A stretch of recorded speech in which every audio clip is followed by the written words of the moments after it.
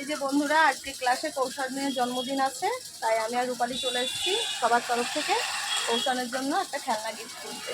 এখন গিফট নিয়ে ক্লাসে যাবো। এই যে কৌশানের জন্মদিনের খাবার দাবার আমরা এখন উপরে তুলছি।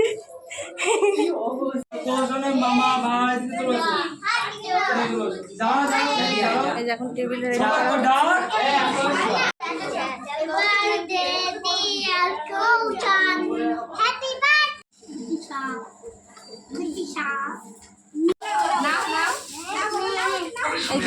নাও কৌশলটা ধরো, হাতে ধরো, হাতে ধরো।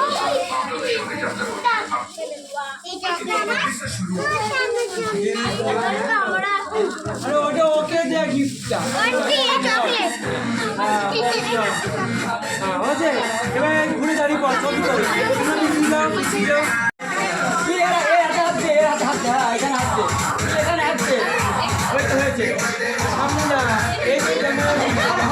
তুমি দাঁড়াও ভাই ওখানে।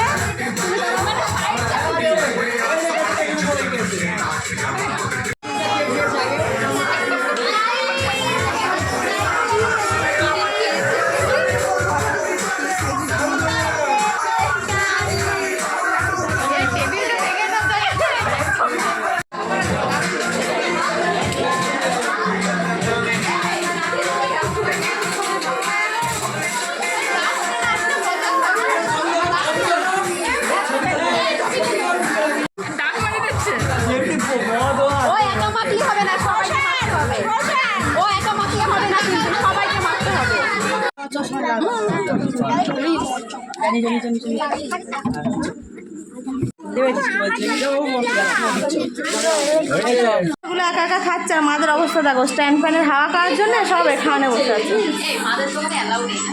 এই তাকাও তাকাও, আরে ওর প্লেটটা তুলবি যে দোকানে নিয়ে যা। এই আর কেউ পাওনি পাইনি, দেখো তো বাবা আছে তো তোল তোল।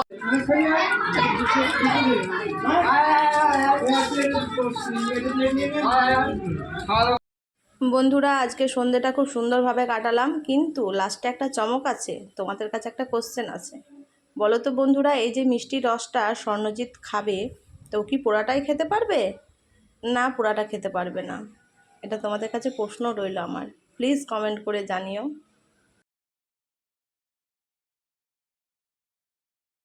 এই দেখো বন্ধুরা, এখন রাহুল চলে এসছে স্বর্ণজিৎকে মিষ্টি রস খেতে হেল্প করার জন্য।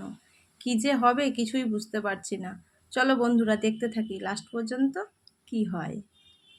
এই দেখো বন্ধুরা, স্বর্ণজিৎ অনেকটাই রস খেয়েছে, কিন্তু বাকিটা আর খাবে না, দরকারও নেই, গরমের মধ্যে শরীর অসুস্থ হতে পারে। তো বন্ধুরা, এটা ছিল আমার আজকের ছোট্ট একটা ব্লগ। সবাই ভালো থাকবে।